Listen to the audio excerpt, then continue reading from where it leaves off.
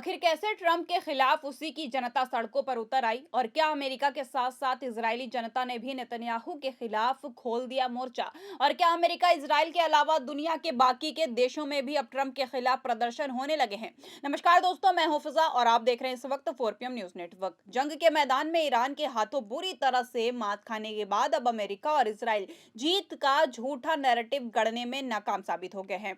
यही कारण है कि दोनों देशों की जनता अब अपने लीडर के खिलाफ सड़कों पर उतर आई है। एक तरफ जहां पूरे अमेरिका में नो किंग्स के नारे के साथ वहां की जनता ने अपने राष्ट्रपति डोनाल्ड ट्रंप के खिलाफ मोर्चा खोल दिया है, तो वहीं इजराइल की जनता का भी नेतन्याहू के खिलाफ गुस्सा फूट पड़ा है। और ये प्रदर्शन सिर्फ अमेरिका और इजराइल तक ही सीमित नहीं रहा, बल्कि इस विरोध प्रदर्शन की चिंगारी यूरोप से लेकर ऑस्ट्रेलिया तक फैलती दिखाई दे रही है। इसके साथ ही ईरान ने अमेरिका को 12 बजे तक का अल्टीमेटम दे दिया है, जिसके बाद ट्रंप की टेंशन और बढ़ गई है। तो कैसे ईरान पर हमला करके ट्रंप और नेतन्याहू ने अपने पैर पर कुल्हाड़ी मार ली है, बताएंगे आपको अपनी इस रिपोर्ट में। दोस्तों, आज से करीब एक महीने पहले जब अमेरिका और इजराइल ने ईरान पर हमला बोला था, तो इस वक्त किसी को उम्मीद नहीं थी कि ईरान अमेरिका और इजराइल को घुटने पर ला देगा, और ना ही किसी ने यह सोचा था कि जंग इतनी लंबी चलेगी कि पूरी दुनिया पर इसका ऐसा असर पड़ेगा।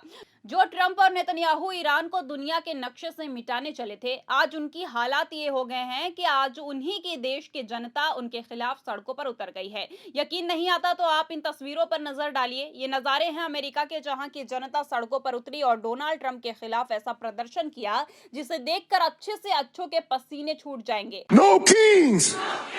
And one reason we really don't need no kings is because no kings! And one reason we really don't need no kings is because दोस्तों, वॉशिंगटन डीसी में सैकड़ों लोग लिंकन मेमोरियल के पास से नेशनल मॉल तक मार्च करते हुए गए। उन्होंने तख्तियां उठाई थी जिन पर लिखा था ट्रंप मस्ट गो नाउ। लोग घंटियां बजा रहे थे, ड्रम बजा रहे थे और नो किंग के नारे लगा रहे थे। इन प्रदर्शनों में कुछ लोगों ने अमेरिका के झंडे उल्टे पकड़े हुए थे, जो ऐतिहासिक रूप से संकट का संकेत माना जाता है। एपी की रिपोर्ट के अनुसार नो किंग नाम के विरोध प्रदर्शन के आयोजकों ने कहा कि यह प्रदर्शन इतिहास के सबसे बड़े विरोधों में से एक हो सकता है।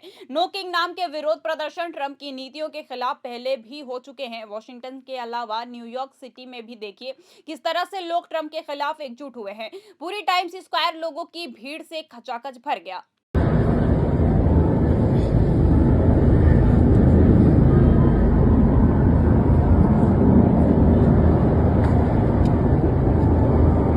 अब देखिए, ये नज़ारा सिर्फ वॉशिंगटन डीसी और न्यूयॉर्क तक ही सीमित नहीं रहा, बल्कि शिकागो, फिलाडेल्फिया, बॉस्टन और सैन डिएगो जैसे शहरों में भी लाखों की तादाद में भीड़ सड़कों पर उतरी और जोरदार प्रदर्शन किया।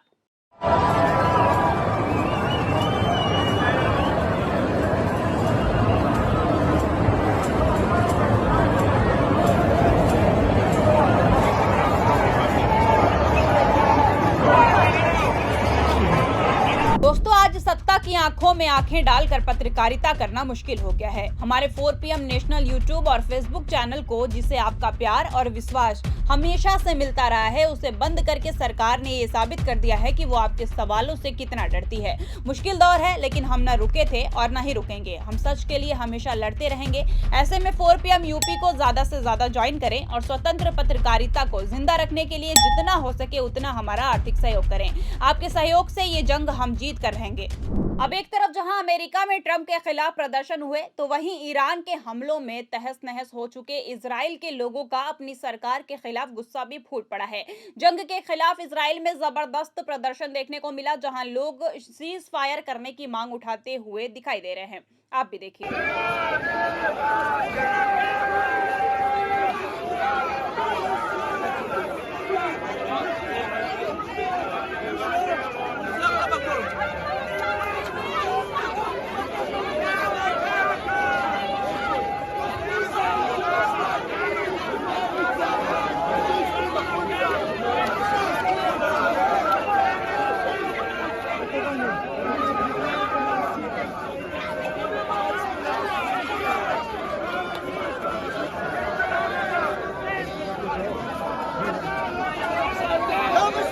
अब देखिए, ये प्रदर्शन सिर्फ अमेरिका और इजराइल तक ही सीमित नहीं रहे, बल्कि यूरोप और दुनिया के दूसरे देशों में भी प्रदर्शन हुए हैं। रोम, पेरिस, बर्लिन, मैड्रिड, सिडनी से भी विरोध प्रदर्शन की तस्वीरें देखने को मिली है। इटली के रोम में हजारों लोग सड़कों पर उतरे हैं। वो प्रधानमंत्री जॉर्जिया मेलोनी के खिलाफ नारे लगा रहे थे। लंदन में भी ईरान युद्ध के खिलाफ प्रदर्शनकारियों ने फार राइट को रोको और नस्लवाद का विरोध करने वाले बैनर लगाए हैं।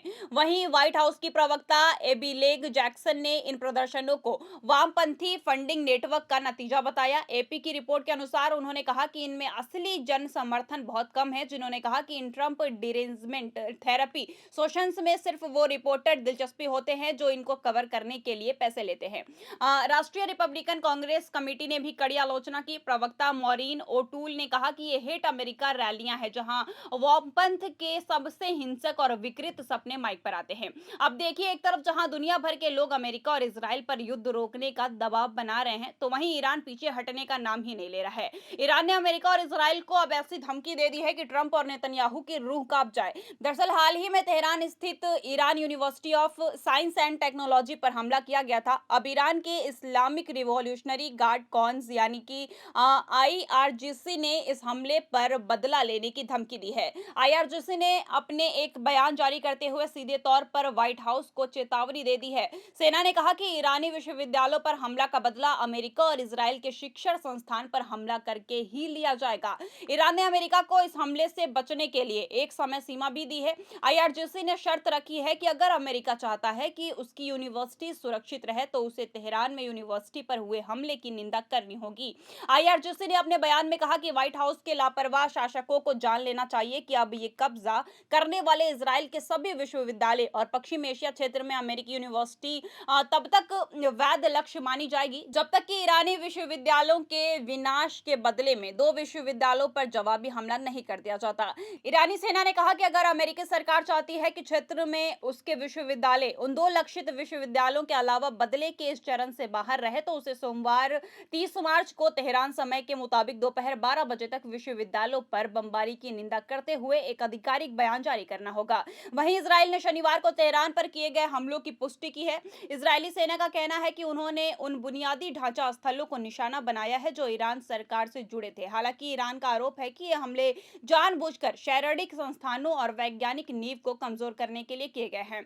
मतलब देखा जाए तो जिस जंग को ताकत और दबदबे का प्रदर्शन समझकर शुरू किया गया था, वहीं अब अमेरिका और इजराइल के लिए सबसे बड़ी सियासी मुसीबत बनती दिखाई दे रही है।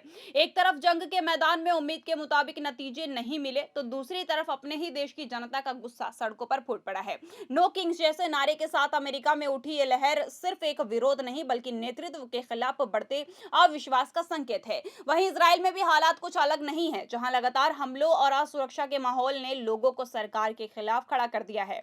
सबसे अहम बात यह है कि यह विरोध अब सीमाओं में बंधा नहीं रहा बल्कि दुनिया के कई हिस्सों में फैल चुका है। इससे साफ हो गया है कि यह सिर्फ एक देश या एक नीति का मुद्दा नहीं बल्कि वैश्विक स्तर पर युद्ध और उसके परिणामों को लेकर गहरी चिंता का प्रतीक बन चुका है। ऐसे में सवाल यही है कि क्या ट्रंप और नेतन्याहू इस बढ़ते दबाव को संभाल पाएंगे या फिर ये विरोध उनकी राजनीतिक स्थिति को और कमजोर कर देगा। आने वाले दिन इस पूरे घटनाक्रम की दिशा तय करेंगे। इस पूरे मामले को लेकर आप क्या सोचते हैं, इस पर आपकी क्या राय है, हमें कमेंट में जरूर बताइए। अगर वीडियो पसंद आई हो तो लाइक और शेयर जरूर करें और अगर आपने अभी तक हमारे चैनल को सब्सक्राइब नहीं किया हो तो कर लीजिए और जुड़े रहिए 4PM न्यूज नेटवर्क के साथ। धन्यवाद।